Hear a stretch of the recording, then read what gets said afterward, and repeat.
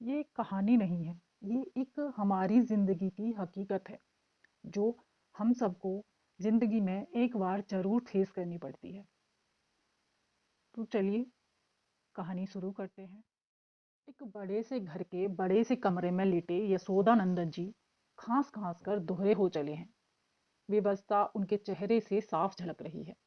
कमरे में एसी लगा है, पर वो उसे चलाते नहीं। स्वभाव में जो नीचे से ऊपर आने की सरलता बैठ गई है, उसे वो बदल ही नहीं पाते। आज भी मूंज की बुनी चारपाई पर दरी बिछाकर लेटे हैं। सहसा ही अनिल वहां आता है। पीठ सहलाकर पानी देते हुए पूछता है, दवा खाई? खांसी की तीव्रता से वो जवाब देने में असमर्थ हैं। अनिल उनके हाथों में गोली और पानी का गिलास पकड़ाता है। अब काफी आराम है। अनिल उनका किराएदार है। कैंसर है यशोदानंदन जी को, अंतिम अवस्था का। पत्नी का स्वर्गवास हुए 2 वर्ष बीत चुके हैं। बेटा बड़ा कारोबारी है, उसे फुर्सत ही नहीं है। रुपए भेजकर अपने कर्तव्य की इतिश्री समझ लेता है। साथ ले जाना। जब अपना ही सिक्का खोटा हो तो बहू पर कैसा दोषारोपण।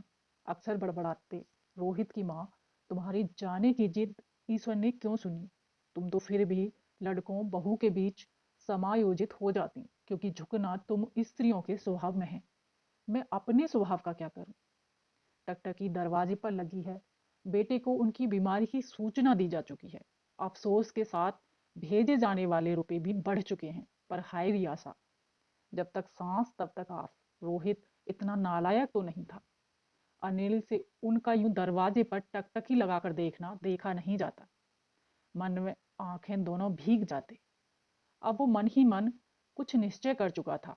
यशोदानंदन जी की मौत का टेलीग्राम रोहित तक पहुंच चुका था। सहसा ही दरवाजे पर एक लंबी कार आकर रुकी। रोहित आ चुका था।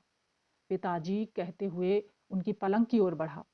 आखिर आप मुझे इस संसार में अकेला छोड़ ही गए, चरण छूकर कहा। यशोदानंदन जी के बूढ़े कानों में जैसे अमृत टपका दिया गया हो। पार्टी का सहारा लेकर आधे उठे।